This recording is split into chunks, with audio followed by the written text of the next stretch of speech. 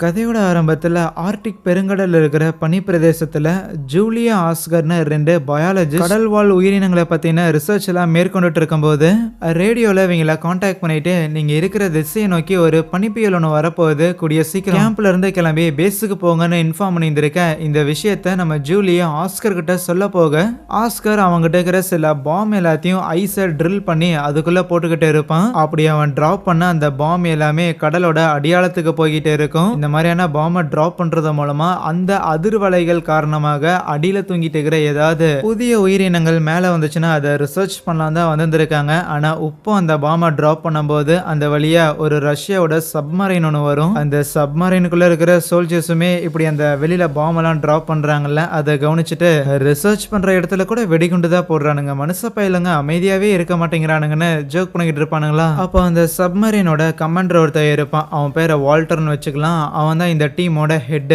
அப்படியே காஃபி வாங்கி குடிச்சுக்கிட்டு என்னடா ஏதோ ரீடிங்ஸ் எல்லாம் அதிகமா காட்டுற மாதிரி தெரியுதுன்னு கம்ப்யூட்டர் பக்கம் வந்து நிக்க, தெரியல தல நாங்களும் அதான் பார்த்துட்டு இருக்கிறோம், ஏதோ கடலோட அடியாளமே மேல வர மாதிரி தெரியுதுன்னு சொல்லுவானா. இங்க அந்த ஆஸ்கரும் பாம் எல்லாம் டிராப் பண்ணிக்கிட்டு இருந்தாருல, அவருக்கும் தர ஏதோ வித்தியாசமா இருக்கிற மாதிரி ஃபீல் ஆக ஆரம்பிக்குது. கேம்ப்ல இருந்த மிஷின்ஸ்ல எக்கு தப்பா கிராஃப் எல்லாம் எகிற என்ன இப்படி ரீடிங்ஸ் கிடைக்குதுன்னு ஜூலியாவும் குழப்பத்துல இருப்பா. வெளியில இருக்கிற அந்த ஐஸ் கட்டி அப்படிங்கறது அந்த தரையே கம்ப்ளீட்டா பிரேக் ஆக ஆரம்பிக்க ஆஸ்கரும் வேகமா ஜூலியாவை கூப்பிட்டு ஒரு ஸ்னோ மொபைலை எடுத்து 2 பேரும் வேகமா போயிட்டு இருப்பாங்க. ஆனா கொஞ்ச தூரத்துக்கு மேலேயே போக முடியல, அந்த இடமே கம்ப்ளீட்டா பிரேக் ஆகி ஆக்சிடென்ட்டே நடக்குது. அடிஷனலா இவங்க கூட ரிசர்ச் பண்றதுக்காக இன்னொரு டீமும் வந்திருப்பாங்க போல.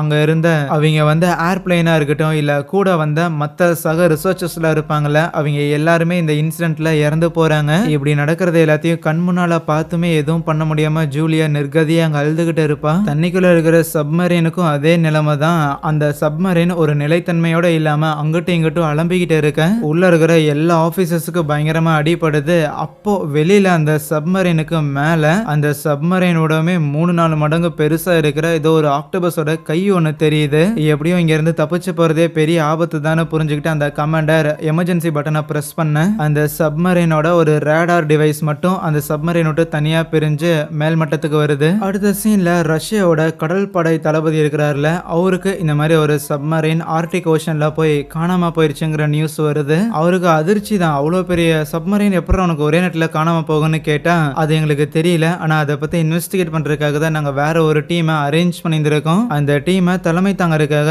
இன்னொரு பர்டிகுலர் ஆஃபீஸரையும் அப்பாயிண்ட் பண்ணியிருக்கோம்னு சொல்லுவாங்க. அந்த ஆஃபீஸர் நம்ம ஹீரோ தான். ஹீரோவை பத்தி சொல்லும் போதே அந்த தளபதிக்கு தெரிஞ்சிருந்திருக்கு, ஆமா இப்போ நீ காணாம போச்சுன்னு சொல்ற இந்த ஒரு கப்பலை கமாண்ட் பண்ணிக்கிட்டு இருந்த கமாண்டரோட தம்பி தானே நம்ம ஹீரோ. இப்போ தன்னோட அண்ணன் காணாம போயிட்டான் அப்படிங்கிற அந்த ஒரு எமோஷன் அவங்க அண்ணனை கண்டுபிடிக்கிறதுக்கு உதவுமா, இல்லனா எமோஷன்ல வேற ஏதாவது ஒரு தவறு இது பண்ணிட்டானா என்ன பண்றது அப்படின்னு அந்த தளபதி கேட்கக்குள்ள அதுக்கும் எங்க கிட்ட பிளான் இருக்கு. இன்னொரு சீனியரை பாதுகாப்புக்காக அவன் கூட அனுப்பி வைக்கலான்னு இருக்கிறோம். இப்போதைக்கு சப்மரீன் தொலைஞ்சு போயிடுச்சு, அதை என்னன்னு இன்வெஸ்டிகேட் பண்றதுக்காக நம்ம ஹீரோவோட டீமை அனுப்பி வைக்க போறாங்க. ஆனா அதுலயே ரொம்ப முக்கியமா எதுக்கு அந்த சப்மரீனை இப்படி தேடுறாங்கன்னு பார்த்தா அதுக்குள்ள ஒரு பர்டிகுலர் வெப்பன் ஒன்று இருக்கு. முடிஞ்சா அந்த வெப்பனை திருப்பி மீட்டு கொண்டு வரணும், இல்ல முடியல அப்படின்னா அதே இடத்துல அழிச்சிடணும். ஏன்னா அது வேற ஒருத்தரோட கைக்கு கிடைச்சிடக்கூடாதுங்கிறது அவங்களோட எண்ணம். அடுத்த சீன்லயே நம்ம ஹீரோ காலையில ஜாகிங் போய்கிட்டு இருப்பானா, அவனுக்கு கால் வருது. இது ரிலேட்டடா தான் வீட்டுக்கு வந்த உடனே திங்ஸ் எல்லாத்தையும் பேக் பண்ணிக்கிட்டு இருக்க, என்னடா போய் கிளம்புறியான்னு அவங்க அம்மா கேட்டுக்கிட்டு இருப்பாங்க.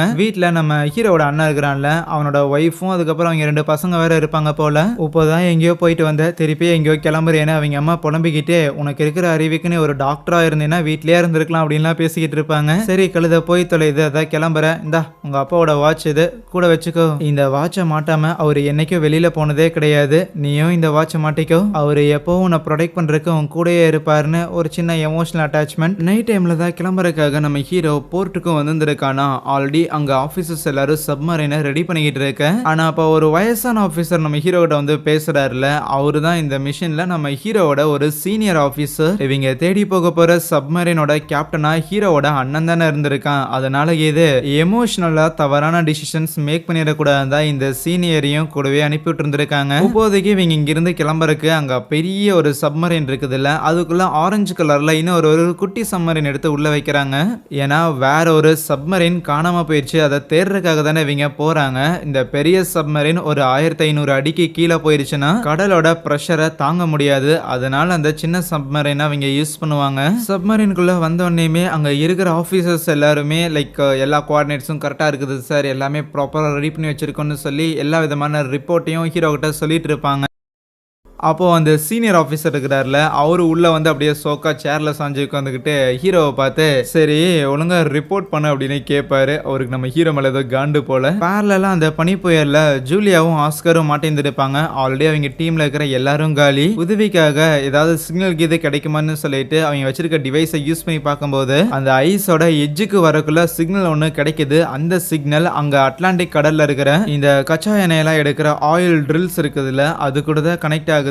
அங்க இருக்கிற ஒர்க்கர்ஸும் எடுத்து பேசினா அடிக்கிற பனி புயல்ல அவங்களுக்கு நம்ம ஆளுங்க என்ன பேசுறாங்க அப்படிங்கறது ஒண்ணுமே கேட்க மாட்டேங்குது. சரி ஏதாவது ஒரு கப்பல் கூட தான் கனெக்ட் ஆயிருக்கும்னு யோசிச்சுட்டு ஜூலியாவும் உதவிக்காக அவங்க வச்சிருக்க ஃபிளாரையுமே பயன்படுத்துறாங்க. ஆனா எந்த ஒரு பிரயோஜனம் இல்ல. அடிஷனலா ஆஸ்கர் அப்படியே கீழே உட்காந்துக்கிட்டு அவ்வளவுதான் போச்சுப்போ, நம்மளை காப்பாத்துறதுக்கு யாருமே வரமாட்டாங்கன்னு ஆல்மோஸ்ட் கிவ் அப் பண்ணிட்டான். அந்த அட்லாண்டிக் பெருங்கடலுக்கு வந்து சேர்ற வரைக்குமே தண்ணிக்கு மேல அந்த சப்மரைன் வந்தவங்க அதுக்கப்புறம் அந்த சப்மரைனை தண்ணிக்குள்ள எடுத்துட்டு போறாங்களா. உள்ள வேலை பார்த்துட்டு இருக்கிற சில ஹையர் ஆஃபீஸர்ஸ் எல்லாரும் ஒரு பர்டிகுலர் ஏதோ டாக்குமெண்ட் மாதிரி ஒன்று இருக்கும், அதை எடுத்துட்டு போயிட்டு தனியா ஒரு 4-5 பேர் மட்டும் டிஸ்கஸ் பண்ணிக்கிட்டு இருக்க. மற்றவங்களாம் என்னாச்சுடான்னு தெரியாம எல்லாருமே அதை பார்த்துக்கிட்டு இருக்கிறானுங்க, என்ன டிஸ்கஸ் பண்றாங்கன்னு. எல்லாரும் மிலிட்டரி ஆஃபீஸர்ஸ் ஆச்சு, சீனியர்ஸ் என்ன பேசிக்கிறாங்கிறத அவங்களோட வாய் அசைவ வச்சு ஹீரோவோட அண்ணனோட தலைமையில போன சப்மரைன் காணாம போயிருச்சுங்கிற விஷயம் அப்பதான் அங்க இருக்கிற மற்ற ஆஃபீஸர்ஸ்க்கு எல்லாருக்கும் தெரிய வருது. இவ்வளவு நேரம் அவங்க பயணம் பண்ணி வந்ததே அவங்க எதுக்கு வந்திருக்காங்க அப்படிங்கறதே தெரியல. ஆனா இந்த விஷயம் தெரிஞ்சாலும் தெரிஞ்சுக்காத மாதிரி தான் காட்டிக்கிறாங்க.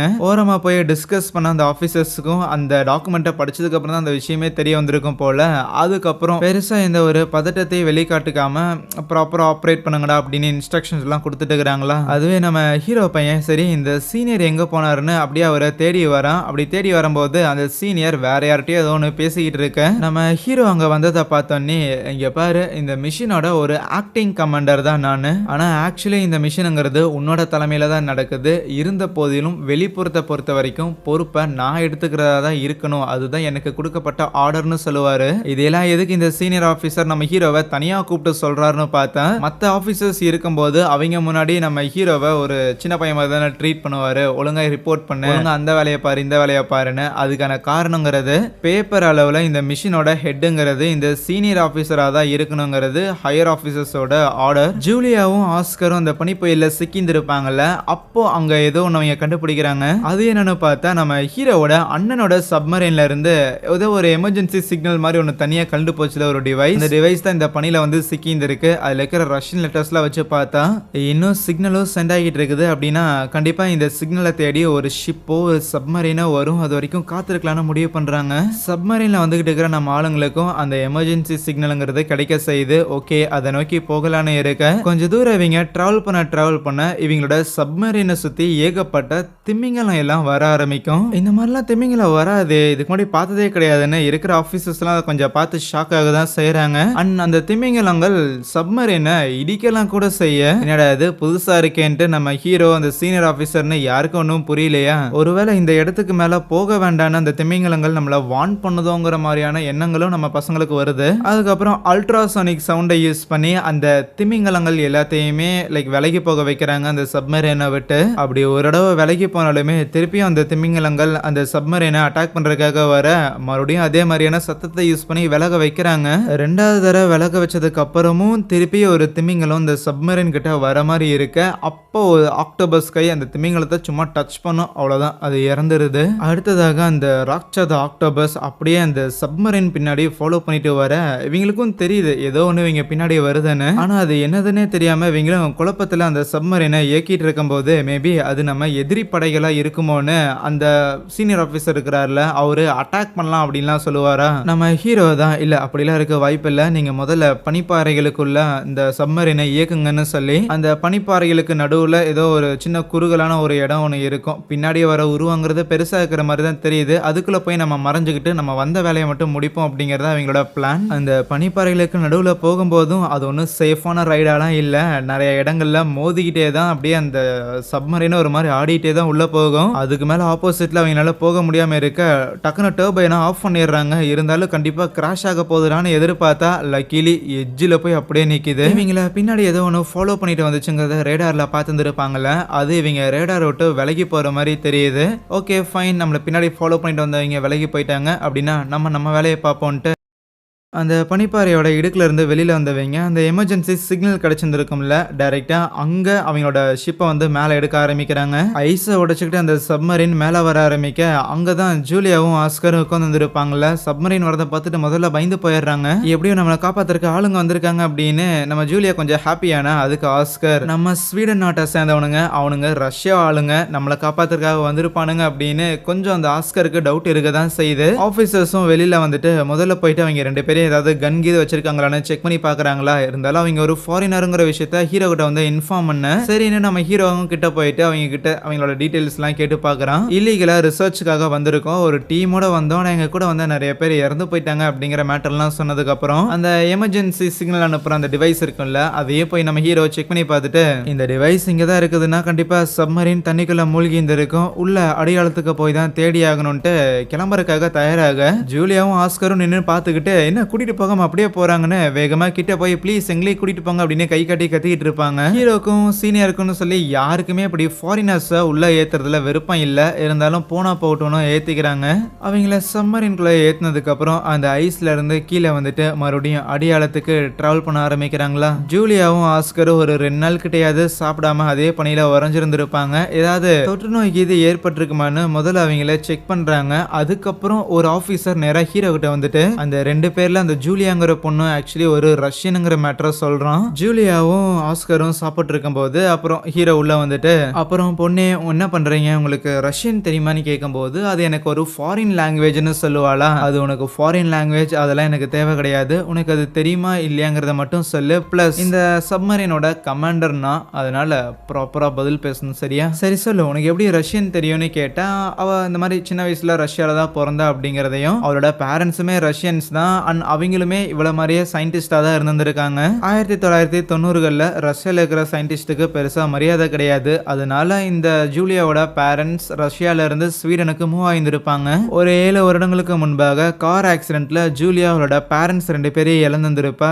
சரின்ட்டு அந்த ஆஸ்கரை பத்தி கேட்கும்போது அவன் பிரான்ஸை சேர்ந்தவன்னு சொல்லுவான். சரி அதெல்லாம் இருக்கட்டும், நீங்க 2 பேரும் எப்படி அவ்வளவு கரெக்டா அந்த எமர்ஜென்சி டிவைஸ் எங்க இருக்குதோ அதே இடத்துல ஸ்டே பண்ணியிருந்தீங்கன்னு கேள்வி கேட்பான். எப்படி இவங்க பேசிட்டு இருக்கும்போது ஒரு ஆஃபீஸர் ஒரு மேப் ஒன்று எடுத்து கொண்டு வந்து கொடுப்பாரு, அந்த ஏரியாவோட மேப். அந்த மேப்ல எந்தெந்த இடங்கள்ல அந்த ஜூலியா இந்த ரிசர்ச் எல்லாம் மேற்கொண்டிருந்தாங்க அப்படிங்கிற மேட்டர்லாம் சொல்லிக்கிட்டே இருப்பா. ஏன்னா அந்த ரிசர்ச்சுக்காக அவங்க பாம்லாம் போட்டிருந்தாங்கல்ல, அந்த பாம் அவங்க யூஸ் பண்றதுக்கான காரணம் அதை வெடிக்க வச்சா கீழே இருக்கிற உயிரினங்கள் மேலே வரும், அதுக்கப்புறம் ரிசர்ச் பண்ணலாங்கிற ஐடியா தான். ஆனா அவங்க கடைசியா எங்க அந்த பாம்பை டிப்ளாய் பண்ணாங்களோ அதே வழியா தான் நம்ம ஹீரோவோட அண்ணன் சப்மரீனுமே அங்க வந்திருக்கு. அதனால அந்த பாம்போட எக்ஸ்ப்ளோசிவ் பவர்ங்கிறது எந்த லெவலுக்கு இருந்துச்சுன்னு கேட்கக்குள்ள அது ஸ்டாண்டர்ட்ல தான் இருந்துச்சுன்னு ஆஸ்கர் சொல்லுவான். இருந்தாலும் நம்ம ஹீரோ அவங்கள நம்பாம சீரியஸா பார்க்கும்போது நம்ம ஜூலியா ஒத்துக்கிறா. ஆக்சுவலி ஸ்டாண்டர்டா யூஸ் பண்ற அளவை தாண்டி நாங்க 2 மடங்கு அதிகமா பயன்படுத்தணும்னு. இந்த டீடைல்ஸ்லாம் கேட்டுட்டு ஹீரோவும் அந்த ஆபீசரும் வெளியில போகக்குள்ள ஆஸ்கர் ஏய் லூசானியே 2 மடங்கு அதிகமா இந்த மருந்தை நம்ம பயன்படுத்தி இருக்கோங்கிறங்காட்டி மேபி நம்ம தான் அவங்க சம்மரினா டேமேஜ் பண்ணிட்டோம் அப்படின்னு அவங்க நினைச்சுக்கிட்டா என்னடி பண்றதுன்னு கேட்டா ஜூலியா அதுக்கு பதில் சொல்ல மாட்டா. இருந்தாலும் ஜூலியாவுக்கு ரொம்ப நல்லாவே தெரியும் நம்ம சொல்லல அப்படின்னாலும் கூடிய சீக்கிரம் கண்டுபிடிச்சிருவானுங்கன்னு. அதுவே ஹீரோவோட சீனியர் ஆபீசரை போய் மீட் பண்ண அந்த ஆள் இல்லைன்னா நம்ம ஹீரோ பிடிச்சி திட்டுறான். இவங்க சப்மரீனை பின்னாடி ஏதோ ஒரு பெரிய உருவம் சேஸ் பண்ணிட்டு வருதுன்னு அதுகிட்ட இருந்து எஸ்கேப் ஆகிறதுக்காக பனிப்பாறைக்குள்ள போயிருந்திருப்பாங்கல்ல அந்த இடுக்குகளுக்குள்ள. அப்படியே உள்ள போனங்காட்டி அவங்களோட ஆண்டனா சில இதெல்லாம் டேமேஜ் ஆயிருக்காம இப்போதைக்கு அவங்க நல்ல பேஸை கான்டாக்ட் பண்ண முடியல. அதிபுத்திசாலியான நம்ம ஹீரோ கொடுத்த இந்த அட்வைஸால தான் இந்த நிலைமைங்கிறது ஏற்பட்டிருக்கு. இப்போதைக்கு நம்ம கிட்ட இருக்கிறது 2 ஆப்ஷன் தான். ஒன்னு அந்த காணாம போன சப்மரீனை முடிஞ்ச அளவுக்கு நம்மளே தேடுறது, இல்லைன்னா பேஸுக்கு திருப்பி போயிட்டு ஆளுங்களை பேக்கப்புக்கு கூட்டிட்டு வர்றது தான். வித்தவுட் அ டவுட் நம்ம ஹீரோ இப்படியே சர்ச் வந்து கன்டினியூ பண்ணலான்னு சொல்லுவானா. இப்படி ஆர்டர் அவன் கொடுத்ததுக்கு அப்புறமே அந்த சீனியர் ஆபீசர் நம்ம ஹீரோவை தனியா ஒரு ரூம்குள்ள கூட்டிட்டு போயிட்டு என்னடி இங்க பாரு இந்த ஷிப்புக்கு நீ ஒரு கமாண்டரா இருக்கலாம், ஆனா 3 தவறான முடிவுகளை நீ எடுத்த அப்படின்னாலே ஆட்டோமேட்டிக்கா இந்த ஷிப்போட அடுத்த கமாண்டுங்கிறது என் கையில மொத்தமா வந்துடும், உனக்கு பவரே இருக்காது. இப்போ இந்த தேடுதலை நீ கன்டினியூ பண்ணலான்னு சொல்றது எனக்கு சரியா படலடா அப்படின்னு வார்ன் பண்ணுவாரு. அதுக்கப்புறம் நம்ம ஹீரோவோட ரூமுக்கு போகும்போது அங்க இன்னொரு ஆபீசர் வந்துட்டு ஹீரோவோட ஃப்ரெண்டா இருப்பாரு போல. அண்ணா கண்டுபிடிச்சிடலாம், இந்த தேடுதலை நீ எதுக்கு கன்டினியூ பண்ண சொல்றேன் எனக்கு புரியுது அப்படின்லாம் பேசிட்டு இருப்பாரா. அடிஷ்னலா இந்த ஆபீசருக்குமே எதுக்கு தேவையில்லாம இப்போ இந்த சீனியர் ஆபீசர் வந்து ஓவரா பண்றாரு, அவரு உன்னோட ஒர்க்கை மேற்பார்வையிடுறதுக்காக வந்த ஒருத்தர் தானே, என்ன விட்டா உன்ன கமாண்ட்ல இருந்து தூக்கிட்டு அவரு உட்காந்துக்குவாரு போலே அப்படின்லாம் சொல்லிட்டு இருந்தா நம்ம ஹீரோக்கு அந்த சீனியர் ஆபீசர் இப்படி பண்றதெல்லாம் வந்து பெருசா கோவம்லாம் எதுவும் கிடையாது. இன்னும் சொல்ல போனா அந்த சீனியர் சீனியர் ஆஃபீஸரோட வேலைங்கிறது அதுதான். இந்த மிஷினை சேஃபாக கம்ப்ளீட் பண்ணுற அளவுக்கு என் கமாண்ட் இல்லைன்னா அவர் கமாண்ட் பண்ண போகிறாரு, அவ்வளோதாங்கிற மாதிரி தான் அவன் ரியாக்ஷன் இருக்கும். இப்போ நம்ம ஹீரோ சொன்னபடியே அந்த சப்மரைனை எடுத்துக்கிட்டு அவங்க இன்னும் கொஞ்சம் அடியாளத்துக்கு போக ஆரம்பிக்கிறாங்களா. அப்படியே தொடர்ந்து அந்த சப்மரைன் கீழே இது கிராஷ் ஆயிருக்கான்னு சிக்னல்லாம் சென்ட் பண்ணிட்டு இவங்க தொடர்ந்து போயிட்டே இருக்க மறுபடியும் தரையில இருந்து பயங்கர புழுதியெல்லாம் கிளப்பிக்கிட்டு ஏதோ ஒன்று வர மாதிரி தெரியுது.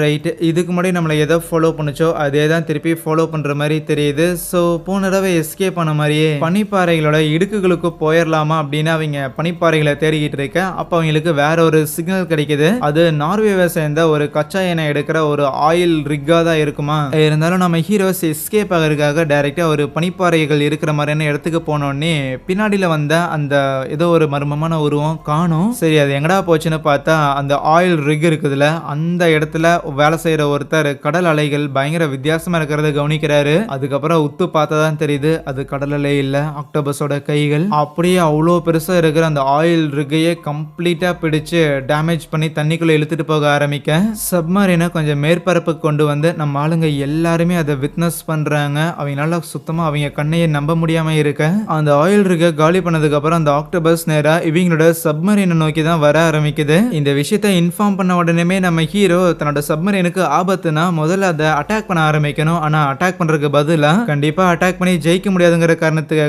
சப்மரீனை வேகமா இயக்கி இங்கிருந்து போகலாம் அப்படிங்கிற முடிவு எடுப்பாங்க. ஆனா இந்த முடிவை நம்ம ஹீரோ எடுத்த உடனே அந்த சீனியர் ஆபீசர் ஹீரோ கிட்ட, தம்பி இதோட நீ 3வது மிஸ்டேக் பண்ணியிருந்திருக்க, நம்ம மேல யாராவது கை வைக்கிறாங்கன்னா அவங்கள திருப்பி தாக்கி ஆகணுங்கிறது ரூல்ஸ்னு சொல்லி அவரு ஷிப்போட கமாண்ட கையில எடுக்கிறாரு. அப்புறம் என்ன, அங்க இருந்த அந்த சப்மரீன் எவ்வளவு வேகமா போனாலும் பின்னாடியே அந்த ஆக்டோபஸ் மாதிரியான உருவம் ஃபாலோ பண்ணிட்டே வந்துகிட்டு இருக்கு. அது என்ன ஏதுன்னு அவங்களுக்கு தெரியாது. ஆனா ஏதோ ஒரு உருவம் கடலுக்கு அடியில பயங்கரமா புழுதியை கிளப்பிட்டு வருதுன்னு மட்டும் இவங்களுக்கு புரியுது. எடுத்த உடனே 2 மிசைல்ஸ் அந்த ஆக்டோபஸை நோக்கி அவங்க லான்ச் பண்றாங்களா. அந்த 2 மிசைல்ஸும் டைரக்டான ஹிட்டை கொடுக்குது. ஓகே, எப்படியோ அதை முடிச்சிட்டோம், அது பவர்ஃபுல்லான மிசைல் அப்படின்னு சொல்லி கொஞ்சம் ஹாப்பியா இருந்தா அந்த சந்தோஷங்கிறது ரொம்ப நேரம் நீடிக்கல. ஏன்னா திருப்பியும் அவங்க எதை அட்டாக் பண்ணாங்களோ அது இவங்க சப்மரீனை சேஸ் பண்ணிட்டு வர மாதிரி தான் தெரியுது. சரின்ட்டு மறுபடியும் இன்னும் 2 மிசைல்ஸ் அவங்க லான்ச் பண்றாங்களா. அதுவும் டைரக்டான ஹிட் தான்.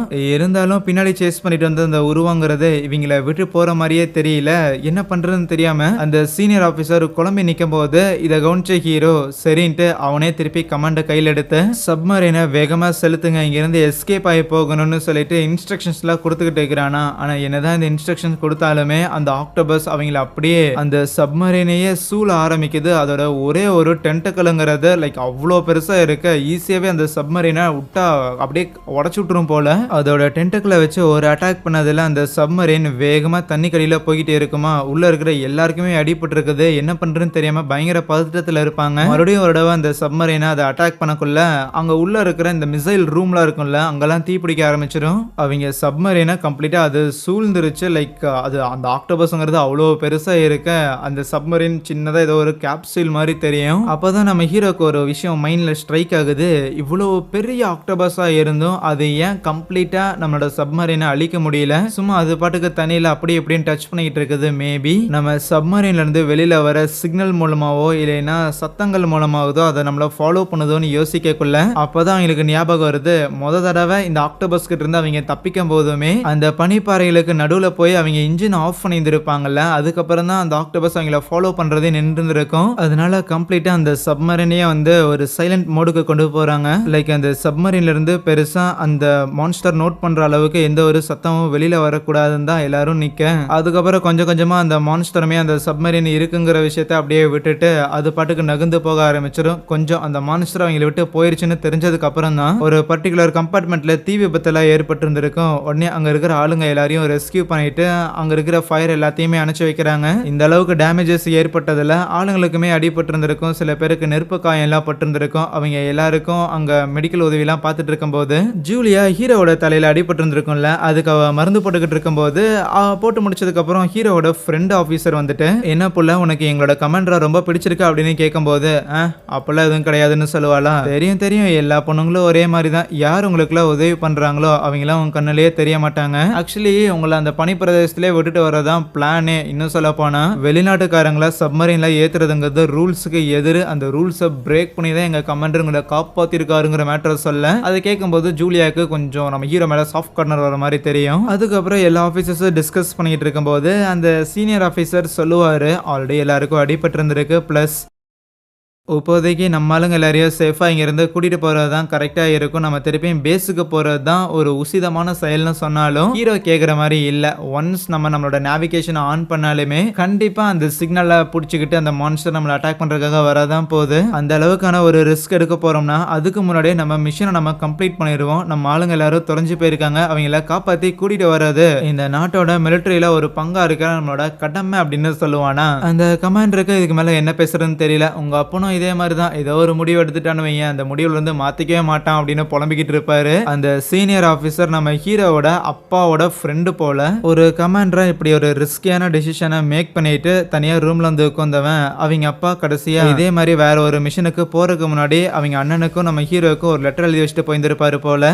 அதை படிச்சு பார்த்து கொஞ்சம் ஃபீல் பண்ணவனும் எமோஷனலா கொஞ்சம் ஃபியூல ஏத்திக்கிறான். அப்பாவை இழந்துருக்கலாம், அண்ணனை இழந்துடக்கூடாதுன்னு. அப்போ ரூம்குள்ள அந்த ஜூலியா பொண்ணு இருக்கிறாள், அவ வருவாளா. பரவாயில்லையே அழகான பறவைகள்லாம் வச்சிருக்கீங்களேன்னு கேட்டதுக்கு அழகுக்காகலாம் கிடையாது, ரூமோட ஆக்சிஜன் லெவல் கம்மியாச்சுன்னா முதல்ல அது செத்து போகும், அதை வச்சு நாங்கள் கண்டுபிடிச்சிக்கோன்னு சொல்லிட்டு இருப்பான். சரின்னா வந்த வேலைக்காக அவங்க ஒரு மேப் ஒன்று வச்சிருந்தாங்களே இந்த இடத்தோட மேப், அதை கேட்குறா. அந்த மேப்பை கேட்டுட்டு ஆக்சுவலி இப்படி இந்த ஐஸ் எல்லாமே பிரேக் ஆயிருந்தது இல்லை, அந்த பிரேக் ஆனதுக்கான காரணம் நாங்கள் போட்ட பாம்லாம் கிடையாது. ஏன்னா எங்கள் க்ரூவில் ஒரு 17 பேர் கிட்ட வந்திருந்தாங்க. அவங்க எல்லாரும் பிளெயினை நிறுத்திக்கிட்டு வேற ஒரு இடத்துல ரிசர்ச் பண்ணிட்டாங்க. அங்கே இருந்து கொஞ்சம் தூரம் தள்ளி ஆப்போசிட்ல வேற ஒரு இடத்துல தான் அந்த பாம்பை நாங்க டிராப் பண்ணோம். ஆனா ஐஸ் பிரேக் ஆனதுங்கிறது எங்க ஆளுங்க இருந்த அந்த ஒரு பகுதியில மேபி கீழே அடியாளத்துல தூங்கிட்டு இருந்த ஏதோ ஒண்ணு நாங்க தேவையில்லாம கொஞ்சம் வெடிமருந்துகளை அதிகமா போட்டு எழுப்பி விட்டுட்டோமோ அப்படின்னு அவ சொல்லுவா. ஏன்னா இப்போதைக்கு அந்த மான்ஸ்டரை இவங்க கண்கூடாவே பார்த்துருக்காங்க. இதே மாதிரியான மான்ஸ்டரை ஜூலியா சில மித்தாலஜி கதைகள் எல்லாம் கேள்விப்பட்டிருந்திருக்காளாமா. அந்த காலத்துல கண்டம் விட்டு கண்டம் கப்பல்ல டிராவல் பண்ணி வரும்போதோ இல்லைன்னா ஏதாவது ஒரு ஐலாண்டை தேடி போகும்போதோ நிறைய கப்பல்கள்ல ஆக்டோபஸ் மாதிரி இருக்கிற பெரிய மான்ஸ்டர்ஸ் அப்படியே கம்ப்ளீட்டா மூழ்கடிச்சிருக்குன்னு சொல்லியிருப்பாங்க. அதோட பேரு கிராக்கன்னு சொல்லும்போது அந்த பேரை கேட்டோன்னே உன் கதைகள் கேட்கறதுக்கு எனக்கு நேரம் இல்லைன்னு ஹீரோ எந்திரிச்சு போக தான் பார்ப்பானா. இருந்தாலும் ஜூலியா விடாம இதோ பாரு ஒரு சயின்டிஸ்டா இருந்தாலும் எதுக்கு தேவையில்லாம இப்படி இந்த கற்பனை கதைகள்லாம் உண்மையா இருக்குங்கிற பாசிபிலிட்டியா நான் சொல்லிட்டு இருக்கிறேங்கிற கேள்வி உனக்குள்ள இருக்கலாம். இருந்தாலும் ஒரு செகண்ட் நான் சொல்றதுங்கிறத யோசிச்சு பாரு. மேபி இந்த மாதிரியான பெரிய பெரிய ஆக்டோபஸ் இந்த மாதிரியான கிராக்கன்லாம் கடல்ல போயிட்டு இருக்கிற கப்பல்கள் எதையாவது டேமேஜ் பண்ணி அதோட உணவுன்னு நினைச்சு அதை எடுத்துட்டு போகுதுன்னா கண்டிப்பா அந்த கிராக்கன் அது கொஞ்சம் அடியாளத்துல இருக்கிற ஒரு பகுதியில ஒரு கூடு மாதிரி செட் பண்ணி அங்கதான் கொண்டு போய் போட்டிருந்திருக்கும். மேபி அந்த கிராக்கனோட நெஸ்ட்ங்கிறது இந்த கடல் பகுதியில் ஒரு பர்டிகுலர் ஆழமா இருக்கிற ஒரு இடத்த வந்து அவ குறிப்பிட்டு சொல்லுவா. இப்படி இவங்க 2 பேரும் பேசிக்கிட்டு இருக்கும்போது சில ஆபீசர்ஸ் உள்ள வந்துட்டு ஹீரோவை கூட்டிட்டு போறாங்க. என்னன்னு பார்த்தா அந்த பெரிய மான்ஸ்டர் கூட இவங்க போராடிக்கிட்டு இருந்தாங்கல்ல, அதே டைம்ல இவங்களுக்கு வேற ஒரு சத்தமுமே கேட்குற மாதிரி இருந்திருக்கும். அந்த ஒரு சத்தங்கிறது ஏதோ இரும்பு பொருளை போட்டு கண்டினியூஸா தொடர்ந்து அடிக்கிற மாதிரி. அது ஒன்றும் மார்ஸ் கோடு கிடையாது. இருந்தாலும் அந்த சத்தங்கிறது ஸ்டாப் ஆகாம தொடர்ந்து வந்துகிட்டே இருக்குதுன்னா மேபி நம்ம அண்ணனோட அந்த சப்மரீனுங்கிறது ஏதோ ஒரு இடத்துல போய் கிராஷ் ஆயிருந்திருக்கும். அவங்க தான் உதவிக்காக இந்த சத்தத்தை எழுப்புறாங்களோன்னு சொல்லி அவங்க எல்லாரையும் காப்பாத்திருக்க போகலாங்கிற முடிவை எடுக்கிறானா. அண்ட் இந்த முடிவை தனியா மட்டும் எடுக்கல, இருந்தாலும் சப்மரீன்ல இருக்கிற எல்லார்கிட்டயுமே இன்டர்காம் மூலமா அனௌன்ஸ் பண்றான். இப்படி நம்ம ஆளுங்க போய் காணாம போய் மீண்டு வர முடியாம ஒரு இடத்துல மாட்டிருந்திருக்காங்க. அவங்க எல்லாரையுமே ரெஸ்கியூ பண்றதுக்காக தான் நம்ம வந்திருக்கோம். இது வரைக்குமே நம்ம எதிர்பாராத நிறைய விஷயங்களை நம்ம எல்லாருமே இப்போ எதிர்கொண்டு வந்திருக்கோம். இருந்த போதிலும் மனசுல தைரியத்தோட நம்ம ஆளுங்களை காப்பாத்திருக்கு நீங்க தோளுக்கு தோல் நிப்பீங்கிற நம்பிக்கை எனக்கு இருக்குன்னு மோட்டிவேட் பண்ணிட்டு அதுக்கப்புறம் சப்மரீனை திருப்பி யூடர்ன் போட்டு எங்க இருந்து சத்தம் வந்துச்சோ அதே இடத்துக்கு திருப்பி போக ஆரம்பிக்கிறாங்க.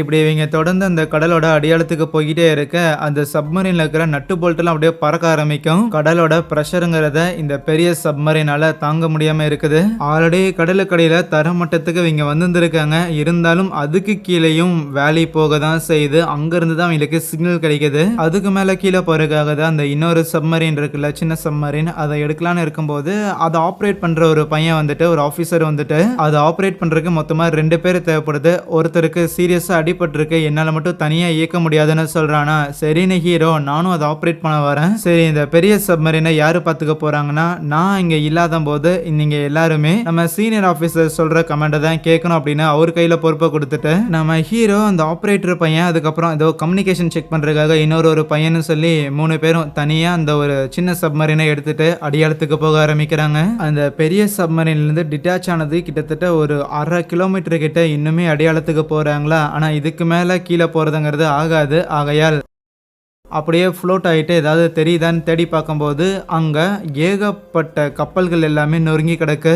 எல்லாமே ஆதி காலத்தில் உருவாக்கப்பட்ட மரக்கப்பல்களாக இருக்கும். அதை பார்த்துக்கிட்டே வரும்போது அந்த இடத்துல அவங்க அண்ணன் வந்த அதே சப்மரீனை ஹீரோ பார்க்குறான். அந்த சப்மரீன் பயங்கரமாக டேமேஜ் ஆகியிருக்கும். அந்த டேமேஜை எல்லாத்தையும் பார்த்தவங்க இந்த அளவுக்கான டேமேஜை அந்த ஜூலியா ஏதோ பாம்லாம் போட்டாங்களே ரிசர்ச்காக, அந்த பாமால் ஏற்படுத்தி இருக்க முடியாது. அவங்களுக்கும் இதுக்கும் சம்மந்தம் இல்லைன்னு முடிவு பண்ணிட்டு அந்த சப்மரீனோட முன்பக்கம் போகும்போது அங்க பெருசா டேமேஜஸ் எதுவும் ஏற்படல. அதனால இப்போ இந்த குட்டி சப்மரீன் இருக்குல்ல, அதை கொண்டு போய் நேரா அந்த பெரிய சப்மரீனோட ப்ராப்பரா டாக் பண்ணிட்டு எல்லாரும் நல்லா இருப்பாங்க நம்புவோம் அப்படின்னு அதை ஓபன் பண்ணா எஸ், இருக்கிற எல்லாருமே அங்க நல்லா தான் இருக்கிறாங்க. நம்ம ஹீரோமே அவங்க அண்ணனை பார்க்க அவங்க அண்ணனுக்கும் நம்ம தம்பி காப்பாத்து வந்திருக்கான் அப்படின்னு பயங்கர பெருமையா இருக்கும். நம்ம ஆளுங்க எல்லாருமே உயிரோட இருக்கிறாங்கிற விஷயம் தெரிஞ்ச உடனே காப்பாத்த வந்த சப்மரீன்ல இருக்கிற எல்லா க்ரூ மெம்பர்ஸுக்கும் பயங்கர ஹாப்பி. எல்லாருமே கொண்டாடுறாங்க, இவ்வளவு தூரம் வந்தது வீணா போகலன்னு. இந்த ஆக்சிடென்ட்ல அந்த சப்மரீன்ல இருந்த நிறைய பேருக்கு அடிபட்டு இருந்திருக்கும். அவங்க எல்லாரையும் மேலே ஏற்றிக்கிட்டு இருக்க அந்த குட்டி சம்மரின் ஃபுல்லாக இருந்துருமா. ஏன்னா எப்படியும் க்ரூ மெம்பர்ஸ் ஜாஸ்தி, அதனால 2வது ட்ரிப் வர வேண்டியதாக இருக்கும். ஆகையால் சப்மரீனோட கேப்டனா நான் கடைசியாக தான் வருவேன்னு ஹீரோவோட அண்ணன் சொல்லக்குள்ள நம்ம ஹீரோவுமே சரி நானும் இங்கேயே இருக்கிறேன், நீ போய் இவங்கள ட்ராப் பண்ணிட்டு திருப்பி வா அப்படின்னு சொல்லும் போது இருந்தாலும் 2 பைலட் தேவைப்படுதா. இப்போ இவங்க காப்பாத்தினா இந்த ஆபீசர்ஸ்லயே ஒருத்தரால அதை ஆப்ரேட் பண்ண முடியும்னு சொல்லிட்டு முதல் ட்ரிப்புக்காக அந்த குட்டி சப்மரீனை அவங்க எடுத்துட்டு போக, அதுவே சப்மரீன்குள்ள நம்ம ஹீரோவும் அவங்க அண்ணனும் ஆபீசர்ஸ் ரெஸ்கியூ பண்ணி வர்றதுங்கிறது ஒரு வேலைனா, இன்னொரு வேலைங்கிறது கப்பல்ல இருக்கிற அந்த வெப்பனை டீஆக்டிவேட் பண்றது தான். அதுக்காக ஹீரோவும் அவங்க அண்ணனும் போறாங்க. இன்னொரு பக்கம் அந்த மான்ஸ்டர்ஸுக்கும் இவங்க கப்பல்ல இருந்து வர சிக்னல்லாம் கிடைச்சிச்சு போல, அதுவும் ஒரு பக்கம் அப்படியே ஊர்ந்து அந்த சிக்னலை தேடி வந்துகிட்டு இருக்குது. அந்த குட்டி சப்மரீன்ல காப்பாத்திட்டு வந்த ஆளுங்க எல்லாரையும் சக்சஸ்ஃபுல்லா அந்த பெரிய சப்மரீன்ல இறக்கிடுறாங்க. ஆனா கூட ஆப்ரேட் பண்றதுக்காக ஒருத்தன் வந்திருப்பான்ல, அவன் கொஞ்ச நேரத்துக்கு மேலே மயங்கி போயிருந்திருப்பான் போல. சோ எனக்கு வேற செகண்டா இன்னொரு ஆபரேட்டர் தேவைப்படுது அப்படின்னு மற்ற சோல்ஜர்ஸ் கிட்ட அவன் பேசிட்டு இருக்கும்போது இதை கேட்ட ஜூலியா ஆஸ்கர் கிட்ட, ஹே நீ இந்த மாதிரி இதுக்கு முன்னாடி மரைன்ல வேலை பார்த்துருக்க தானே, உன்னால சப்மரீனை ஆப்ரேட் பண்ண முடியுதானே, ப்ளீஸ் அவங்களுக்கு போய் உதவி பண்ணுன்னு சொன்னா அவன் முதல்ல மாட்டன் தான் சொல்லுவான். இருந்தாலும் ப்ளீஸ் டா, கெஞ்சி கேட்கறண்டா, காலில் கூட விழுகிறண்டா அப்படிங்கிற மாதிரிலாம் அவன் பயங்கரமா பேச சரின்னு ஒத்துக்கிட்டு அவங்க கிட்ட போய் இந்த மாதிரி என்னால சப்மரீனை ஓட்ட முடியும்னு சொல்லக்குள்ள, முதல்ல இவன் ஒரு ரஷ்யன் கிடையாது, வேற நாட்டுக்காரனை அலோவ் பண்றதா அப்படின்னு ஒரு கேள்வி இருந்தாலுமே இப்போதைக்கு வேற வழி இல்லை, ரெஸ்கியூ பண்ணி ஆகணும்னு நம்பி அலோவ் பண்றாங்க. அந்த செகண்ட் ட்ரிப்புக்காக அந்த குட்டி சப்மரீன் போயிடும். ஆனா அதுவே நம்ம ஆளுங்க இருக்கிற அந்த பெரிய சப்மரீனை அட்டாக் பண்றதுக்காக அந்த கிராக்கனுங்கிற அந்த பெரிய மான்ஸ்டர் வந்துகிட்டு இருக்க, அதை இருக்கிற எல்லாரும் கிராஃப்ல பாக்குறாங்க. முதல்ல அதோட முழு உருவத்தை வேடிக்கை பார்க்காதீங்கடா, எப்படியாவது கிட்ட இருந்து எஸ்கேப் ஆகணும்னு அந்த பெரிய சப்மரீனை அங்க இருக்கிற பாறைகளுக்கு நடுவுல கொண்டு போய் நிறுத்தி வைக்கிறாங்க. ஆனா அந்த கிராக்கன் வேகமா அட்டாக் பண்ண வந்திருக்கும்ல, அந்த அதிர்வுல மேல இருந்து ஒரு பெரிய பாறை அப்படியே அந்த சப்மரீன் மேல விழுந்திருக்கும். சிவியரான டேமேஜஸ் ஏற்பட்டு அங்க இருக்கிற சில கம்பார்ட்மெண்ட்ல தண்ணியெல்லாம் நிரம்பிக்கிட்டு இருக்கும் போல அந்த குட்டி சப்மரீனை எடுத்துட்டு போன நம்ம ஆளுங்களும் அந்த உடஞ்சு போன சப்மரீன் மேல டாக் பண்ணலான்னு ட்ரை பண்ணும்போது அந்த உடஞ்சு போன சப்மரீன் எங்க இருக்குது அப்படிங்கிற லொகேஷனை ட்ராக் பண்றதுக்காக ஒரு ட்ராக்கரை விட்டுட்டு போயிருந்திருப்பாங்க. இருந்தாலும் அதை ஆஃப் பண்ணி வச்சிருப்பாங்க. அந்த ட்ராக்கரோட சிக்னலை வச்சுட்டு அந்த மான்ஸ்டரை வந்துடக்கூடாது தான். ஆனா இப்போ டாக் பண்றேன்னு அந்த ட்ராக்கரை திருப்பி ஆன் பண்ணி விட்டுருவாங்க. அவ்வளவுதான், அந்த பெரிய கப்பலை விட்டுட்டு அந்த மான்ஸ்டர் நேரம் அந்த உடஞ்சு போன அந்த சப்மரீனை நோக்கி வர ஆரம்பிக்கும். அந்த மான்ஸ்டர் அங்கிருந்து போனோடனே அங்க இருக்கிற சீனியர் ஆபீசர் ஒரு முக்கியமான ஒரு முடிவெடுக்கிறதுக்கான நேரம் வந்துருச்சு. அந்த குட்டி சப்மரீன்ல இருக்கிற ஆளுங்களை விட்டுட்டு நம்ம ஆளுங்க இப்ப மேல போய் ஆகணும், இல்லைன்னா இப்போ இதுக்குள்ள இருக்கிறவங்க எல்லாரும் இறந்து போயிருவாங்க. கடலோட பிரஷர் ஒரு பக்கம், அந்த பாறை மேல விழுந்து அந்த ஷிப் வேற ஏற்கனவே டேமேஜ் ஆயிருந்திருக்கு. வேற வழி இல்லைன்னு அவங்க சப்மரீனை கடல் மட்டத்துக்கு மேல எடுத்துட்டு வர ஆரம்பிக்கிறாங்களா. அந்த குட்டி சப்மரீனை டாக் பண்ணிட்டு ஆளுங்க எல்லாரையும் ரெஸ்கியூ பண்ணிக்கிட்டு இருக்க நம்ம ஹீரோவும் அவங்க அண்ணனும் அங்க உள்ளுக்குள்ள இருக்கிற ஒரு ஆபத்தான வெப்பனை வந்து டீஆக்டிவேட் பண்றதுக்காக போயிருந்திருப்பானுங்கல்ல. பார்த்தா அந்த அந்த மான்ஸ்டர் ஆல்ரெடி இவங்க கிட்ட வந்துருச்சு. அப்படியே அவங்க சப்மரீனை அதோட டென்டக்கல்ல அப்படியே சுருட்டி தூக்கி வீசி எரியுது. அப்படி வீசி எரிஞ்ச அந்த சப்மரீனை திருப்பி அப்படியே பிடிச்சி நசுக்கலான்னு இருக்கும்போது கரெக்டா நம்ம ஹீரோவும் அவங்க அண்ணனும் சைமல்டேனியஸா அங்க இருக்கிற ஏதோ ஒரு பட்டனை பிரஸ் பண்றானுங்க. அது என்னதுன்னா இவங்க சப்மரீன்ல ஒரு பயங்கரமான வெப்பன் ஒன்று இருக்குதுன்னு சொன்னாங்கல்ல, அதுதான். அது ஆக்சுவலி ஒரு லேசர் கன்னா இருக்கும். அந்த லேசர் ஏதோ நியூக்ளியர் பவர்டு வெப்பனுங்கிற மாதிரி அந்த கிராக்கனை அப்படியே கம்ப்ளீட்டா காலி பண்ணி அந்த லேசர்ங்கிறது அவ்வளவு ஆழத்துல இருந்து கிட்டத்தட்ட 1800 அடிக்கு கீழே இருந்து அதுக்கு மேலேயும் கடலை தாண்டியும் அந்த லேசர் மேல வந்து ஸ்பேஸையே ரீச் பண்ற அளவுக்கு அவ்வளவு பவர்ஃபுல்லா இருந்திருக்க. அது அந்த கிராக்கனை காலி பண்றதுக்கு போதுமானதா அமையுது. ஆனா அந்த லேசர் வெப்பனை பயன்படுத்தினதுக்கு அப்புறம் அது ஏதோ செல்ஃப் டிஸ்ட்ரக்ஷன் மோடுக்கு போயிருச்சு போல. இன்னும் ஒரு 5 நிமிஷத்துல வெடிக்க போகுது. கிளம்பணும்டான ஹீரோவும் அவங்க அண்ணனும் எப்படியோ லக்கிலி அந்த குட்டி சப்மரீனுக்குள்ள ஏறிடுறானுங்களா. இவங்க ஏறுற டைம்லயே அந்த உடஞ்சு போன சப்மரீன் ஆல்ரெடி 1800 அடிகளுக்கு கீழே இருந்து இன்னுமே கீழே போய் விழ ஆரம்பிக்க அதுக்கு முன்னாடியே அந்த சப்மரீன்ல இருந்து அவங்க ரிலீஸ் ஆயிடுறாங்க. இருந்தாலும் அந்த செல்ஃப் டிஸ்ட்ரக்ஷன் மோட்ல அந்த சப்மரீனை கம்ப்ளீட்டா பிளாஸ்ட் ஆக அதோட அதிர்வுகள்ல இந்த குட்டி சப்மரீனுமே மாட்டிக்க தான் செய்யுது. கட் பண்ணா ஏற்கனவே கடல் மட்டத்துக்கு மற்றவங்க எல்லாம் வந்திருப்பாங்களா, அந்த பெரிய சப்மரீன் வந்திருக்கும். ஹீரோ வருவானா வரமாட்டானான்னு சொல்லி இருக்கிற எல்லாரும் காத்திருந்திருக்க. ஏன்னா அவ்வளோ க்ரூ மெம்பர்ஸ் இருக்கிறாங்க அதுல. அப்போ அந்த இடத்துல ஏதோ மொட்லி மாதிரி வர ஆரம்பிக்குது. எஸ், நம்ம ஹீரோஸ் அந்த குட்டி சப்மரீன் மேல வரும்போது அதை பார்த்த க்ரூ மெம்பர்ஸ் எல்லாருக்கும் அவ்வளோ சந்தோஷம். இந்த அளவுக்கு ஒரு பேராபத்தான ஒரு மிஷன்ல ஒரு உயிர் கூட போகாம எல்லாரையும் காப்பாத்திருக்காங்க. அதுக்கப்புறம் பொறுமையா எல்லாரும் தாய்நாடு திரும்பிக்கிட்டு இருக்க. தாய்நாட்டிலுமே நம்ம ஆளுங்களை எதிர்பார்த்து கடல் படையோட தளபதியா இருக்கட்டும், தன்னோட பிள்ளைங்க 2 பேரை பார்க்கணும்னு சொல்லி அவங்க அம்மாவா இருக்கட்டும், அவங்க எல்லாரும் காத்திருந்திருக்க அங்கே இந்த ஒரு படத்தையும் முடிக்கிறாங்க. நியூஸ் கைஸ், கண்டிப்பா இந்த படம் இன்ட்ரெஸ்டிங்கா இருக்கும்னு நினைக்கிறேன். அப்படி பிடிச்சிருந்துச்சுன்னா மறக்காம இந்த வீடியோக்கு ஒரு லைக் கொடுத்துட்டு இதே மாதிரியான படங்களை தொடர்ந்து பாருக்காக சேனலை சப்ஸ்கிரைப் பண்ணி வச்சுக்கோங்க. So yeah, thank you.